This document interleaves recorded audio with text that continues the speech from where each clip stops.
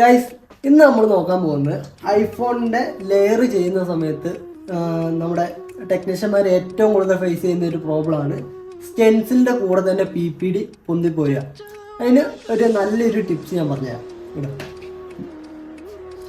നമ്മൾ PPD complete ആയിട്ട് apply ചെയ്തതിന് ശേഷം ജസ്റ്റ് ഒരു ക്ലോത്തിൽ നമ്മുടെ ടിന്നർ ജസ്റ്റ് ആക്കിയതിന് ശേഷം ഫുള്ള് ക്ലീൻ ചെയ്തെടുക്കുക. നമ്മൾ ചുമ്മാ ക്ലീൻ ചെയ്തിടുകയല്ല, ടിന്നർ മസ്റ്റായിട്ടും യൂസ് ചെയ്യുക.